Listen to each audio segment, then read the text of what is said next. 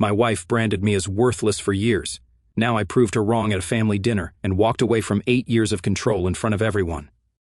Looking back, I should have seen the signs from the beginning. What started as cute possessiveness gradually morphed into controlling behavior that suffocated every aspect of my life. For 8 years, I lived under the constant shadow of criticism and belittlement from the woman who had promised to love me forever. "Your cooking tastes like cardboard," she would say during dinner parties, laughing as if it were just a harmless joke, while our friends shifted uncomfortably in their seats. Or she'd inspect my outfit before we left the house, often making me change because I looked embarrassing. These daily humiliations became my normal. My career suffered as well. When I was passed over for a promotion last year, instead of comfort, I received a lecture about how I should have been more aggressive in the interview. "No wonder they didn't pick you," she said with that familiar disappointed sigh. "You always settle for mediocrity." I started to believe her assessments. Maybe I wasn't good enough, maybe I was lucky she even stayed with me. The mental fog of self-doubt grew thicker with each passing month, until I barely recognized myself in the mirror, a shell of the confident person I once was. Last month, we had the argument that changed everything.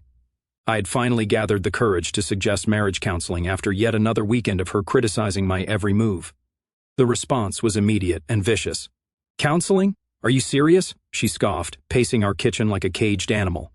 "The problem isn't us, it's you. You're too sensitive, too needy, too everything."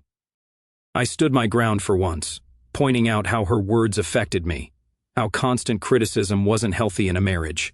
That's when she delivered a line that would ultimately set me free, though I didn't realize it at the time. She stepped closer, eyes narrowed, voice dripping with absolute certainty. "You think you could do better than me? That's laughable. Look at yourself. You'll never find anyone better than me, never. You should be grateful I even put up with you." Something cracked inside me at that moment. Not breaking, but awakening. I looked at her, really looked at her, perhaps for the first time in years. Behind the beautiful face and designer clothes stood someone who needed to diminish others to feel powerful. And I had given her that power, willingly. I didn't argue. I simply nodded and walked away, leaving her mid-rant. That night, lying awake beside her sleeping form, I made a decision. I wouldn't fight, wouldn't beg, wouldn't try to fix what was fundamentally broken. Instead, I would prove her wrong, not with words but with action. Little did she know that her boastful challenge would become the catalyst for her own undoing. And that proof would come in the most unexpected way, at our upcoming family dinner, an event she had always used to showcase our perfect marriage. The wheels were already turning in my mind, and for the first time in years, I felt something close to excitement about the future. The morning after her challenge, I woke up with a clarity I hadn't felt in years. I didn't announce my decision or make dramatic declarations. Instead, I began creating subtle distance, emotional space to breathe and remember who I was before all this. First came small changes. I joined a gym, explaining it as trying to be better for us, when really it was about reclaiming control over my body and mind. I started waking up earlier to enjoy quiet mornings alone with my thoughts. I reconnected with old friends through brief lunch meetings that didn't interfere with our schedules. She noticed the shift, but misinterpreted it entirely. "You're finally making an effort," she commented one evening, inspecting my new haircut and clothes with approving eyes. Her validation, once so desperately sought, now felt hollow. I simply smiled and continued making dinner. 3 weeks into this quiet transformation, I was sitting alone at a coffee shop, working remotely for the afternoon. I had claimed I needed space from office distractions to complete a project, a small liberty I'd never dared request before.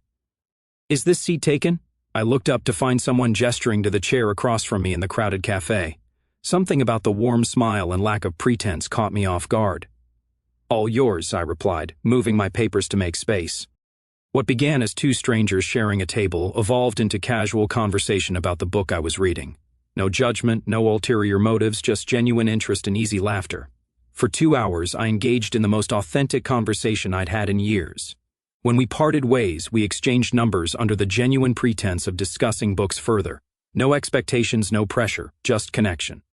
Our text conversations started innocently enough, book recommendations and thoughtful discussions about characters and themes. Then came voice messages during commutes, sharing observations about our days. I found myself looking forward to these exchanges, smiling at my phone like a teenager. At home, I maintained the appearance of normalcy while creating a separate emotional life she couldn't touch. I performed my expected role, nodding at her critiques while they bounced off newly formed armor. Her words lost power as I found validation elsewhere. "We should meet up again sometime," came a text one evening while my wife was detailing my shortcomings over dinner. I excused myself to the bathroom and replied with surprising boldness, "I'd like that." The following week we met at a small art exhibition across town. Walking through the gallery, discussing the paintings with animation, I felt myself emerging from hibernation. There was no criticism of my opinions, no subtle put-downs, just mutual respect and growing attraction. "What exactly is happening here?" my new friend asked as we stood outside afterward, the unspoken connection hanging between us. I'm married," I admitted, the guilt and confusion evident in my voice. "I know, you mentioned it earlier, it's complicated, life usually is," came the gentle reply, "but you deserve to be happy, anyone can see you're not." I hadn't realized how transparent my situation was to outside observers. Those simple words, "you deserve to be happy," hit me with unexpected force. Did I? Had I forgotten that basic right? As I drove home that evening, I knew two things with absolute certainty: my marriage was effectively over, and for the first time in nearly a decade, I was choosing my own happiness. The path forward wouldn't be easy, but at least it was mine. Little did my wife know that her confident assertion was already being dismantled brick by brick, with each genuine smile and kind word from someone who saw value in me without demanding subservience in return. 2 months passed in this double life, dutiful spouse at home, increasingly authentic self elsewhere. Our connection deepened through meaningful conversations and shared experiences, each moment reinforcing what a healthy relationship should feel like. We never planned for things to evolve romantically, but genuine attraction has a way of developing naturally when two people see and appreciate each other fully. "You seem different lately," my wife remarked one evening as she scrolled through social media, barely glancing up. "Less whiny." "Just growing," I replied with careful neutrality. She smiled, misinterpreting my calm as submission rather than detachment. "It's working for you, keep it up." Her approval, once so desperately sought, now felt irrelevant. The emotional umbilical cord had been severed, though she hadn't noticed yet. I was already gone in all the ways that mattered. Meanwhile, stolen moments in coffee shops, bookstores, and parks became treasures I collected like rare gems. Sitting across from someone who looked at me with genuine interest rather than assessment was intoxicating. The way my opinions were met with thoughtful consideration instead of dismissal reminded me how conversation should feel. "You light up when you talk about your passions," my companion observed during a rainy afternoon at a museum. "It's like watching someone come alive." "I haven't felt safe sharing them for a long time," I admitted. The hand that reached for mine felt like an anchor in a storm. "That ends now." That evening, sitting at our dining table while my wife critiqued a colleague's fashion choices, I realized I couldn't maintain this charade much longer. The contrast between my two worlds had become too stark, the emotional whiplash too severe. The annual family dinner was approaching, a tradition where extended family gathered at our home with my wife orchestrating every detail to present our perfect marriage. It had always been her stage, her performance. This year, it would be different. "I'd like to invite a friend to the family dinner," I said casually over breakfast, 3 weeks before the event. She looked surprised. "What friend? You don't have friends." The casual cruelty no longer stung. "A work colleague who's new in town. It would be nice to include them." She shrugged, already losing interest. "Whatever, just make sure they dress appropriately and don't embarrass us." Little did she know, she had just approved the attendance of someone who had become far more than a friend, someone who had seen me at my most vulnerable and still found value, someone who had never once made me feel less than. As the dinner approached, my wife became increasingly focused on preparations, the menu, the table settings, the impression we would make. She spent hours planning her outfit and dictating mine, obsessing over details that would showcase her hosting prowess. "Remember to compliment my cooking in front of everyone," she instructed the night before, "and mention the promotion I'm up for. My parents need to hear about it at least twice." I nodded agreeably, allowing her to believe I was still playing by her rules. In reality, I was counting down the hours to the most significant dinner of our marriage, though not for the reasons she imagined. That night, lying awake beside her, I mentally rehearsed what would happen, not a dramatic confrontation or public humiliation. I had absorbed enough cruelty in our marriage without wanting to inflict it in return. Instead, a quiet reclamation of truth through presence alone, the simple act of introducing two worlds that were never meant to collide. My phone lit up with a message. "Nervous about tomorrow, are you sure about this?" I typed back with steady fingers. "More sure than I've been about anything in years." The response came quickly. "I'll be there. Whatever happens, we'll face it together." For the first time in my marriage, I fell asleep with genuine anticipation for what the next day would bring. The stage was set for a dinner my wife had meticulously planned, but with a script she never saw coming. The morning of the family dinner arrived with an electric tension that only I could feel. My wife bustled around the kitchen, barking orders at the catering staff she'd hired despite my suggestion that we could manage ourselves. "They're professionals," she had insisted. "We need everything to be perfect." Perfect, her perpetual demand, always just beyond reach. Today, that obsession worked in my favor, as it kept her distracted, focused on table settings and flower arrangements rather than my unusually calm demeanor. I volunteered to pick up her parents from the airport, an offer she accepted with surprised approval. "Finally taking some initiative," she remarked. "Keep this up, and you might actually impress my father for once." The drive alone gave me precious time to center myself. I made one stop along the way, not to the airport but to a quiet coffee shop where my special guest was waiting. We had 15 minutes together before I needed to continue my airport run. "Are you absolutely certain?" The concern in those eyes matched the gentle pressure of fingers intertwined with mine. "This will change everything." I nodded, more confident than I'd felt in years. Everything already changed the moment I realized I deserve better than constant criticism. Today just makes it official. I don't want to hurt anyone. That's not what this is about. This isn't about hurting her, I assured. It's about finally being honest with her, with my family, with myself. 8 years is long enough to live a lie. With a quick embrace and confirmation of arrival details, we parted. I continued to the airport, greeting my in-laws with practiced charm. My mother-in-law commented on how well I looked, while my father-in-law launched immediately into criticisms of my car choice and driving route. The apple hadn't fallen far from the tree. Back at home, the house had transformed. Crystal glasses gleamed on the perfectly set dining table. Candles created strategic pools of light, and the aroma of expensive catering filled every room. My wife emerged from upstairs looking immaculate in a new dress, her expression shifting instantly from stress to serene as her parents entered. "Everything looks wonderful," her mother gushed, embracing her. As always, her father added with the same conditional approval he offered his daughter. More family members arrived, her brother and his wife, my sister and her husband, a few cousins from both sides. Each arrival was orchestrated by my wife with strategic seating arrangements and carefully planned conversation topics designed to highlight our achievements while masking any cracks in our facade. "Your friend is late," she whispered sharply during a momentary lull, checking her watch with annoyance. "So unprofessional." "They'll be here," I assured her, maintaining composure while my heart hammered against my ribs. The doorbell rang precisely at 7:30. My wife nodded for me to answer it, already turning back to charm her audience with a story about her recent work triumph. I opened the door, and the world seemed to pause. There stood the person who had reminded me what respect and genuine connection felt like, elegant but understated, holding a bouquet of flowers and a bottle of wine, with a smile that gave me immediate courage. "You came," I said quietly. "I promised I would." We stood for a beat longer than necessary, a private moment before the public revelation. Then I stepped aside, ushering my guest into the carefully curated performance of my married life. "Everyone," I announced as we entered the dining room, my voice steadier than I expected. "I'd like you to meet someone very special to me." My wife turned with her practiced social smile, the one she reserved for important connections and networking opportunities. That smile froze as her eyes assessed my companion, confusion flickering across her features as she registered the obvious intimacy in our body language. "This is the friend I mentioned," I continued, feeling strangely calm as the ground beneath our marriage began to crumble. Though friend doesn't quite cover it anymore. The atmosphere in the room shifted palpably. My sister, always perceptive, straightened in her chair with sudden understanding. My father-in-law's eyebrows rose toward his hairline.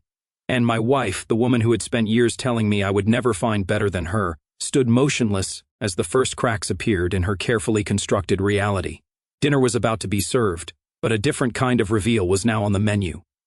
The dining room crystallized into a tableau of frozen expressions and held breaths.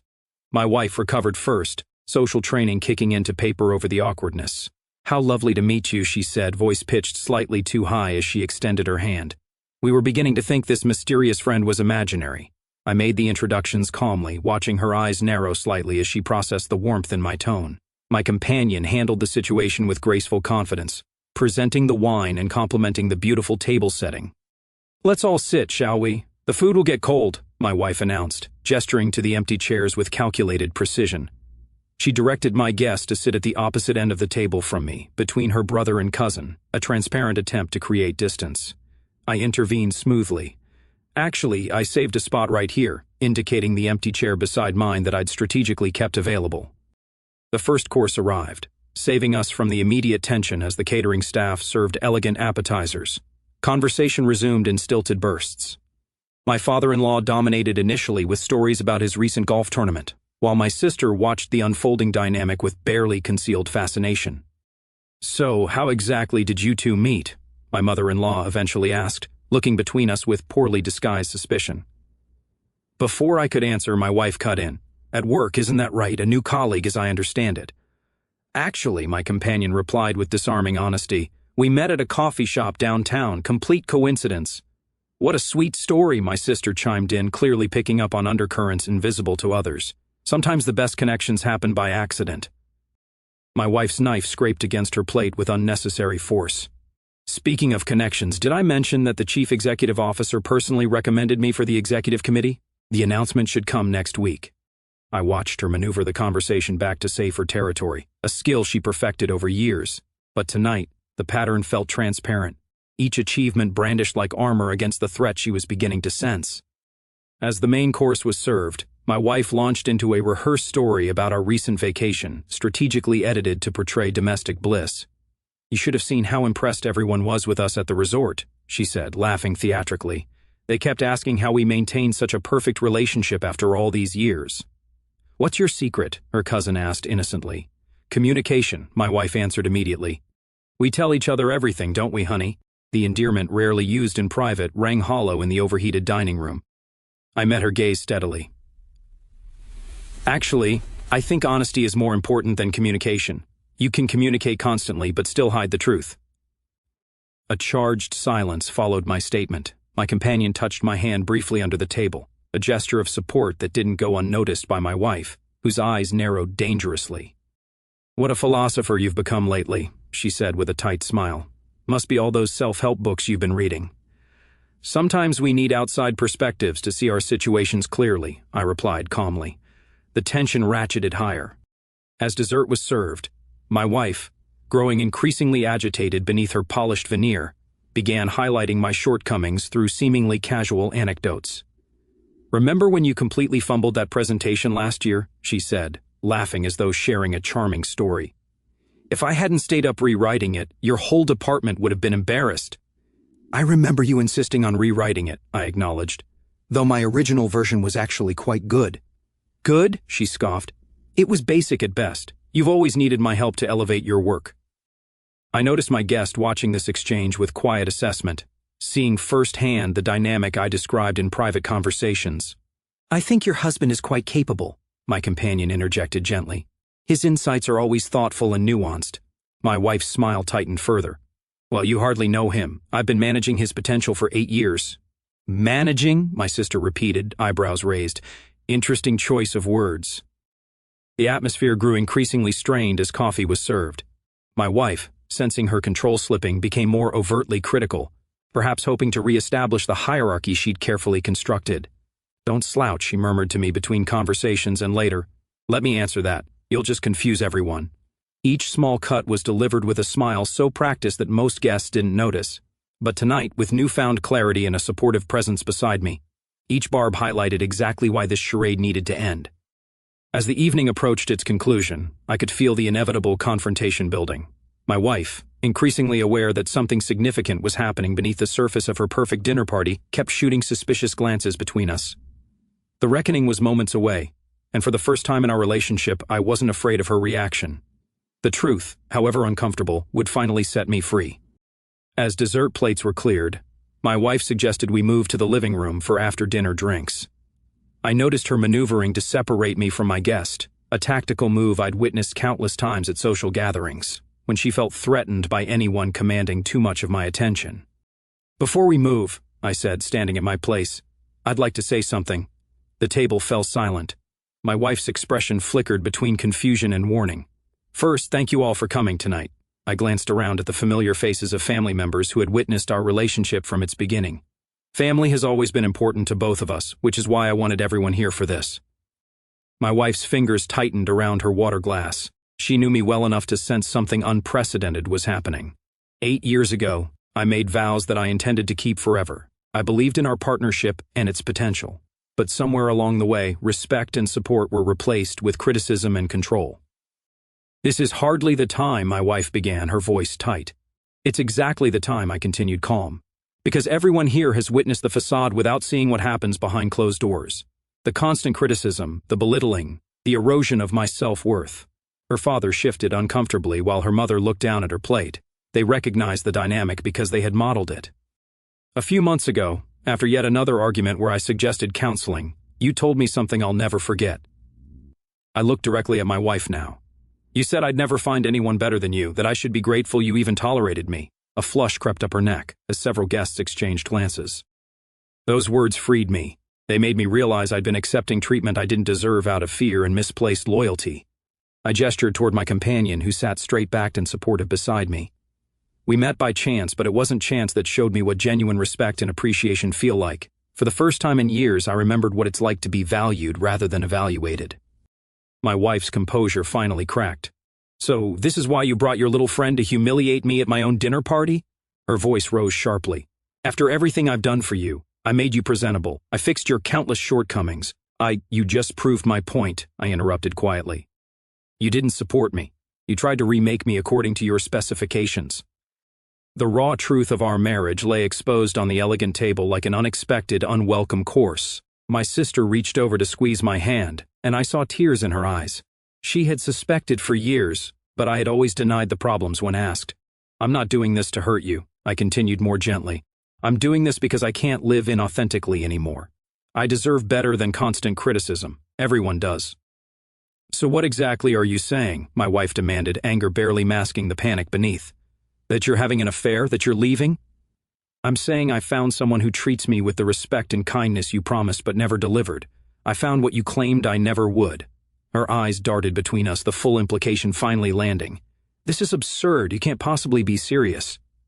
"I've already moved most of my things to a new place," I replied. "I'll collect the rest tomorrow while you're at work." The gasps around the table confirmed what I'd known all along. No one had suspected the depth of our dysfunction, or my quiet planning. "You're making a terrible mistake," she said, defaulting to the condescension that characterized our relationship. "You'll come crawling back when you realize what you've thrown away." "That's the difference between us," I said, rising from my chair and placing my napkin beside my plate. "I don't see love as a power struggle or a hostage situation. I don't need to diminish someone to feel valuable." I turned to our guests, many of whom sat in stunned silence. "I'm sorry for disrupting the evening. This wasn't how anyone expected dinner to end." My companion stood beside me, a quiet presence radiating calm support. "We're leaving now," I announced, no longer asking permission or seeking approval. "I've left my share of next month's expenses on the desk. The divorce papers will come through your lawyer next week." As we walked toward the door, my sister and her husband stood to join us, a silent show of solidarity that meant more than they could know. In the hallway, she hugged me tightly and whispered, "I'm so proud of you. Call me tomorrow." Outside, the night air felt cleansing after the stifling atmosphere of forced pretense. Hand in hand with someone who saw and valued the real me, I walked away from 8 years of slow suffocation towards something authentic and nurturing. "Are you okay?" my companion asked as we reached the car. I thought about the question, measuring the weight of what had just happened against the unburdening I felt for the first time in years. "I think I actually am." As we drove away, I glanced in the rearview mirror at the house that had been my prison disguised as home.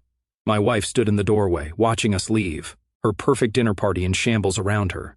She had been right about one thing. I never would find anyone better than her, if better meant more controlling, more critical, more determined to remake another person into a reflection of her own ego. Instead, I found someone entirely different, someone who understood that love should elevate rather than diminish, support rather than control. The road ahead held uncertainty, but one thing was clear: I would never again surrender my self-worth to someone who measured love by obedience or mistook criticism for care. Looking back on those 8 years now, I feel a complex mix of emotions that still catches me off guard sometimes. There's grief, not just for the marriage that slowly died, but for the version of myself I lost along the way. I mourn the confident, hopeful man who walked down the aisle believing love meant building each other up, not tearing one down to feel taller. For so long I carried shame like a second skin, convinced her words were truth, that I was indeed mediocre, needy, unworthy. That shame kept me silent, kept me trying harder, kept me believing I deserved the criticism because I wasn't enough. But beneath the grief and the lingering echoes of self-doubt, there's an overwhelming sense of relief. So deep it almost feels like guilt. Breathing without waiting for the next judgment, speaking without bracing for correction, existing without constant evaluation.